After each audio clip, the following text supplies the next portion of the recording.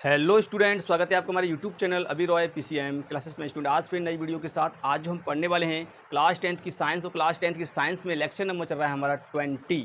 Lecture number 20 में हम अध्ययन करने वाले हैं फिजिक्स का, यानी कि फिजिक्स का पहला अध्याय, यानी कि 10th क्लास की जो साइंस है उसमें 9वां अध्याय जो है वो फिजिक्स का पहला अध्याय है। उस पहले अध्याय में आज जो हम पढ़ने वाले हैं वो एक मोस्ट इम्पोर्टेंट टॉपिक पढ़ने वाले हैं जो कि बोर्ड एग्जाम में 3 अंक का पूछ लिया जाता है। कहता है कि अवतल दर्पण तथा उत्तल दर्पण के उपयोग बताइए, यानी कि अवतल दर्पण तथा उत्तल दर्पण के उपयोग कहाँ पर किए जाते हैं उनको आपको लिखना होता है, ठीक है नहीं। तो ये क्या होते हैं उनको हम देखेंगे इस वीडियो में कि इसके उपयोग क्या क्या होते हैं, ठीक है। अवतल के और उत्तल के दोनों के हम यहाँ पर देखने वाले हैं, ठीक है स्टूडेंट। तो वीडियो के एंड तक जरूर बने रहें, वीडियो को 1 सेकंड के लिए भी स्किप ना करें, तभी आपको क्या होगा सही तरीक़ा से समझ में आएगा, ठीक है स्टूडेंट। तो और स्टूडेंट यदि आपने हमारे पिछले लेक्चर नहीं देखे हैं, इससे पिछले वाले लेक्चर में मैंने प्रतिबिंब निर्माण के बारे में बताया है, अगर वो आपने नहीं देखा है तो जाकर के देख लीजिए। प्लेलिस्ट बना हुआ है, प्लेलिस्ट पे जाकर के आप वहाँ से सारी वीडियो को देख सकते हैं, ठीक है। केमिस्ट्री में पढ़ाया है और केमिस्ट्री में यदि आपने पहला अध्याय नहीं देखा है तो पहला जो अध्याय है वो नहीं देखा है तो जाकर के उसको देख लीजिए। उसमें मैंने पूरा चैप्टर करा दिया है, उस पूरे चैप्टर में लेक्चर पढ़े हुए हैं, पूरे जो चैप्टर के लेक्चर हैं वो पढ़े हुए हैं, आप जाकर के देख सकते हैं, ठीक है। इस वीडियो में तो केवल हम इतना ही देखेंगे कि अवतल दर्पण के उपयोग क्या होते हैं और उत्तल दर्पण के उपयोग होते क्या हैं, ठीक है स्टूडेंट। तो बने रहिए वीडियो के एंड तक। और स्टूडेंट यदि चैनल पर नए हो तो चैनल सब्सक्राइब कर लीजिए, बेल आइकन को प्रेस कर ऑल पे क्लिक कर दीजिए कि आने वाले वीडियो की नोटिफिकेशन आपको मिलती रहे। चलते हैं वीडियो को स्टार्ट करते हैं। चलिए स्टूडेंट हम बात करते हैं अवतल दर्पण के उपयोग और उत्तल दर्पण के उपयोग। हम यहाँ पर इन दोनों के उपयोग यहाँ पर देखने वाले हैं, ठीक है नहीं। इन दोनों के उपयोग हम यहाँ पर देखेंगे। पहले हम देखेंगे अवतल दर्पण के, फिर देखेंगे हम उत्तल दर्पण के उपयोग। तो चलिए सबसे पहले हम बात करते हैं अवतल दर्पण के उपयोग। अवतल दर्पण का उपयोग कहाँ कहाँ पर किया जाता है उसको हम यहाँ पर देखने वाले हैं। तो चलते हैं, चलिए स्टूडेंट हम बात करते हैं सबसे पहले अवतल दर्पण के उपयोग। तो चलिए इसमें अगर हम पहले की बात करेंगे, पहला उपयोग क्या है, जो आपने टॉर्च देखी है, आपके घरों में टॉर्च होती है, उस टॉर्च में जो दर्पण प्रयोग में लाया जाता है वो दर्पण कौन सा होता है, अवतल दर्पण होता है। तो हम पहला है टॉर्च में, किसमें, टॉर्च में, पहला तो टॉर्च में इसका उपयोग किया जाता है। जो टॉर्च होती है घर पर आपको देखी होगी टॉर्च होती है, उसमें क्या होता है आपका क्या लगा होता है, अवतल दर्पण लगा हुआ होता है, यानी कि इस प्रकार का होता है, आपने देखा होगा अवतल दर्पण में इस प्रकार से होता है। तो यहाँ पर बल्ब लगा होता है इस प्रकार से, तो ये अवतल दर्पण की तरह होता है, इस प्रकार से आपने देखा होगा यहाँ पर इस प्रकार से लगा हुआ होता है। तो ये टॉर्च होती है इस प्रकार से, ठीक है नहीं। यहाँ पर आपका यहाँ बल्ब लगा हुआ होता है, यहाँ से प्रकाश निकलता है, तो यहाँ पर आपका क्या होता है अवतल दर्पण लगा हुआ होता है, इस प्रकार से देख सकते हैं, ठीक है। तो ये अवतल दर्पण है। अब देखिए पहला तो इसमें होगा टॉर्च में, दूसरा किस में होता है, दूसरा होता है सर्च लाइट। तीसरा देखिए, तीसरा है इसका जो वाहन आपने देखे हैं, यातायात होते हैं वाहन, उसके जो हेडलाइट होती है, हेडलाइट में भी क्या होता है अवतल दर्पण होता है। तो वाहनों के यहाँ लिखेंगे वाहनों के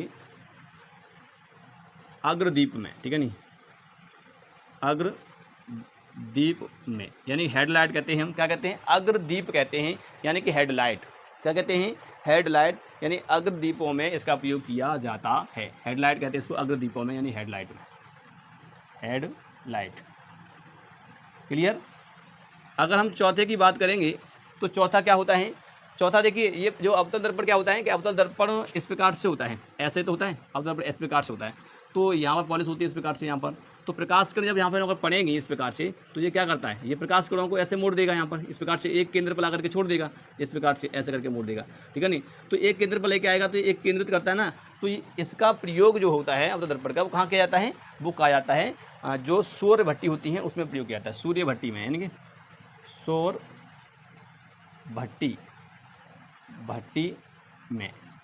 भट्टी में प्रकाश को एकत्रित करने में, प्रकाश को एकत्रित करने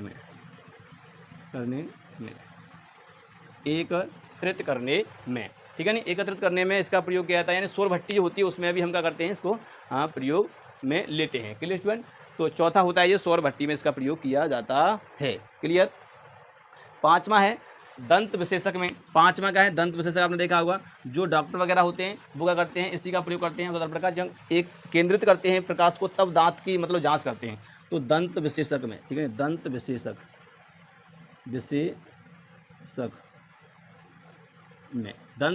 में, यानी दंत विशेषक में दांत की जो जांच वगैरह करते हैं उसमें इसका प्रयोग किया जाता है।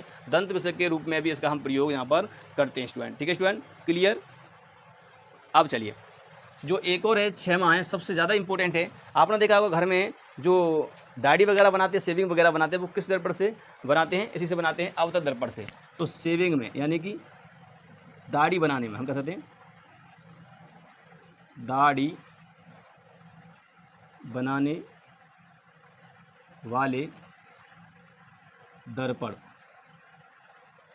में, ठीक है नहीं, कौन सा दर्पण होता है? अवतल दर्पण होता है। दाढ़ी बनाने वाले दर्पण में ही हम अवतल दर्पण का प्रयोग करते हैं, दाढ़ी बनाने वाले दर्पण में, ठीक है नहीं। अवतल दर्पण होता है जो दाढ़ी बनाते हैं, यानी शेविंग बनाते हैं, उसमें ही हम क्या करते हैं? अवतल दर्पण का प्रयोग करते हैं। यानी कि ये करता क्या है दाढ़ी बनाने में? ये प्रतिबिंब को बड़ा करके बनाता है। क्या करता है? प्रतिबिंब को बड़ा करके बनाता है। जब हम दाढ़ी को बनाते हैं तो ये प्रतिबिंब को बड़ा कर देता है, ठीक है नहीं। इस प्रकार से ध्यान रखना है, यानी कि ठीक है, ये बड़ा प्रतिबिंब को बनाता है। चलिए, तो ये इससे क्या होते हैं? उपयोग होते हैं। पहला टॉर्च में किया जाता है, फिर दूसरा सर्च लाइट में किया जाता है, वाहनों के अग्र दीपों में हेडलाइट में किया जाता है, सौर भट्टी में प्रकाश को एकत्रित करने में किया जाता है, पांचवा दंत विशेषज्ञ में किया जाता है। दंत विशेषज्ञ जो होता है दांत की जांच करने वाला। और आपका जो दाढ़ी जो होता है, दाढ़ी बनाने में भी इसका प्रयोग किया जाता है। दाढ़ी बनाने वाले दर्पण में अवतल दर्पण ही होता है। वो कौन सा होता है? अवतल दर्पण होता है। शेविंग बनाते हैं उसमें, ठीक है, क्लियर। तो ये इसके होते हैं उपयोग। अब चलिए हम बात करते हैं उत्तल दर्पण के उपयोग की बात करते हैं। उत्तल दर्पण के क्या उपयोग होते हैं उनको हम यहाँ पर देख लेते हैं, क्लियर। इनको नोट कर लीजिए। चलिए स्टूडेंट, अब हम बात करते हैं उत्तल दर्पण के उपयोग, ठीक है। तो चलिए, सबसे पहला इसका उपयोग क्या है? सबसे पहला उपयोग यह है कि जो वाहन जो होते हैं, वाहन यातायात होते हैं, तो ड्राइवर जो पीछे से साइड से जो शीशे में देखता है, वो शीशा किसका होता है? वो उत्तल दर्पण होता है। कौन सा होता है? उत्तल दर्पण। तो वाहनों के, यहाँ लिखेंगे, वाहनों की पश्य दृश्य, वाहनों के पश्य दृश्य दर्पणों में, ठीक नहीं, दर्पणों में उत्तल दर्पण का प्रयोग किया जाता है। वाहनों के पश्य दृश्य दर्पणों में, यानी कि पीछे का दृश्य देखने के लिए हम उत्तल दर्पण का प्रयोग करते हैं, ठीक है। अब देखिए ये क्या करता है, हम उत्तल दर्पण का प्रयोग क्यों करते हैं? क्योंकि जब कोई वस्तु बड़ा प्रतिबिंब को भी ये छोटे से बना देता है। अब उत्तल दर्पण होता है तो ये छोटा सा प्रतिबिंब बनाता है, ठीक है नहीं। कोई वस्तु दूर है तो उसका क्या कर देगा? प्रतिबिंब जो होगा वो बड़ा प्रतिबिंब होगा, उसको छोटा करके दिखाएगा, यानी कि एक तरह से ये इसका ही खासियत होती है, ठीक है नहीं। इस प्रकार से अगर बड़े से बड़े प्रतिबिंब को अपने अंदर ये आट लेता है एक तरह से, ठीक है। दूसरा देखिए, दूसरा इसका उपयोग क्या होता है? दूसरा इसका उपयोग होता है, जो सड़क पे आप कभी गए हो, हाईवे पर जाते हो, हाईवे पे आपने देखा होगा कि ऊपर से ऐसे लाइट लगी होती हैं, उनमें भी क्या होता है? आपका उत्तल दर्पण होता है। तो हम लिख सकते हैं सड़क या हम कह सकते हैं हाईवे, ठीक है नहीं, हाईवे पर लगी लैंपों में, ठीक है नहीं, लैंपों में, हाईवे पर लगी जो लैंप होती हैं उनमें भी क्या होता है कि आपका उत्तल दर्पण होता है, ठीक है, क्लियर। तीसरा इसका उपयोग हम बात करेंगे। तीसरा उपयोग क्या होता है? प्रकाश को फैलाने में भी इसका प्रयोग किया जाता है। प्रकाश को फैलाने में उत्तल दर्पण क्या करता है? प्रकाश को फैला देगा, क्योंकि उसका कर्व इस प्रकार से होता है। तो जैसे ही प्रकाश यहाँ पे आएगी तो इस करके अलग अलग डायरेक्शन में फैला देगा प्रकाश किरणों को, ठीक है ना। इस प्रकार से समझिए, जैसे मान लीजिए ये आपका उत्तल दर्पण है, इस प्रकार से उत्तल दर्पण है, तो प्रकाश किरण जब यहाँ से इस प्रकार से आएगी तो इस प्रकार चली जाएगी, यहाँ से इस प्रकार से आएगी तो इस प्रकार चली जाएगी। ऐसा करके ये यहाँ पर क्या करता है? प्रकाश किरणों को फैलाने का काम करता है, इस प्रकार से फैला देता है, ठीक है नहीं, प्रकाश किरणों को। तो ये इस प्रकार से क्या करता है? इनको प्रकाश किरणों को फैलाने का काम करता है, यानी कि तो वो से उत्तल दर्पण कौन करता है? उत्तल दर्पण। प्रकाश को फैलाने में उत्तल दर्पण का प्रयोग करते हैं। उत्तल दर्पण का प्रयोग किया जाता है, ठीक है नहीं, प्रयोग किया जाता है, क्लियर, ठीक है स्टूडेंट। तो यहाँ तक समझ में आया आपको कि प्रकाश को फैलाने में भी इसका हम प्रयोग करते हैं। चलिए, इसका चौथा है जो सबसे ज़्यादा इंपॉर्टेंट, आपने देखा होगा कि यहाँ पर अंधी मोड़ होती है। अंधी मोड़ का मतलब समझते हो? यानी कि हमें दिखाई ना दे, जो मोड़ आती है वहाँ पर हमें दिखाई नहीं देगा आगे से क्या आ रहा है, तो वहाँ पर एक दर्पण लगा दिया जाता है। आपने देखा होगा जब यहाँ पर पुल के नीचे मुड़ते हैं तो वहाँ पर लगा देते हैं। तो वाहनों की जो रास्ते की जो मोड़ होती हैं, मोड़ों पर क्या करते हैं? दृश्य देखने के लिए, ठीक है नहीं, मतलब जो मोड़ पर क्या करते हैं? हम उत्तल दर्पण का ही प्रयोग करते हैं, ठीक है।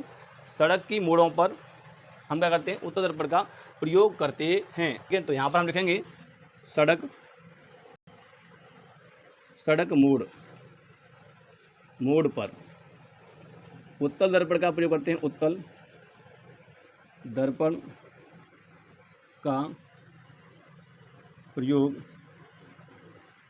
किया जाता है जिससे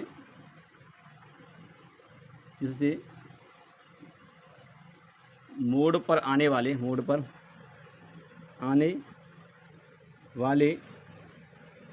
वाहन को देखा जा सकता है। क्लियर। तो हम इस उत्तल दर्पण का प्रयोग करते हैं। क्लियर। तो ये इसके 4 उपयोग हैं, आपको 3-4 ही पूछेगा, ठीक है नहीं। ये 2 उपयोग लिखिए, तो 2 उपयोग बताने होंगे। तो उत्तल दर्पण में क्या होता है, वाहनों के पश्च दृश्य दर्पणों में, यानी कि हम कहते हैं पीछे का देखने के लिए, ड्राइवर जो देखता है, साइड मिरर कहते हैं इसको, यानी कि ड्राइवर साइड मिरर, ठीक है नहीं। सड़क या हाईवे पर लगी लैंपों में तुमने देखा ऊपर से लगी होती है, उसमें लगा जाता है, ठीक है नहीं। और इसके बाद है तुम्हारा प्रकाश को फैलाने में उत्तल दर्पण का प्रयोग किया जाता है, प्रकाश को फैलाना हो तो, ठीक है नहीं। चौथा है आपका यहाँ पर सबसे इम्पोर्टेंट, सड़क मोड़ पर उत्तल दर्पण का प्रयोग किया जाता है जिससे मोड़ पर आने वाले वाहन को देखा जा सकता है, ठीक है नहीं, देखा जा सके, ठीक है नहीं, देखा जा सके, ठीक है स्टूडेंट। तो ये इसके क्या होते हैं, उपयोग होते हैं। अवतल दर्पण और उत्तल दर्पण के उपयोग ये होते हैं। उम्मीद करते हैं आपको समझ में आ गए होंगे कि अवतल दर्पण के उपयोग क्या होते हैं और उत्तल दर्पण के उपयोग होते क्या हैं, ठीक है स्टूडेंट। छोटा सा वीडियो था, छोटा सा लेक्चर था, उम्मीद करते हैं आपको समझ में आ चुका होगा। अब इससे नेक्स्ट वाले लेक्चर में जो हम पढ़ने वाले हैं वक्रता केंद्र तथा फोकस दूरी में संबंध, सबसे ज़्यादा इंपॉर्टेंट है। इससे फॉर्मूला से न्यूमेरिकल भी बन जाता है, ठीक है स्टूडेंट, बोर्ड में आपको देखने के लिए मिलेगा, ठीक है स्टूडेंट। तो उम्मीद करते हैं ये तो आपको समझ में आ चुका होगा। और अगले नेक्स्ट लेक्चर में हम देखेंगे वक्रता त्रिज्या तथा फोकस दूरी में संबंध, ठीक है। तो इस वीडियो में इतना ही। और स्टूडेंट यदि वीडियो पसंद आया है तो वीडियो को लाइक कर दीजिए, चैनल को सब्सक्राइब कर बेल आइकन को प्रेस कर दीजिए ताकि आने वाले वीडियो की नोटिफिकेशन आपको मिलती रहे। अब मिलेंगे नेक्स्ट वीडियो में, तब तक के लिए जय हिंद।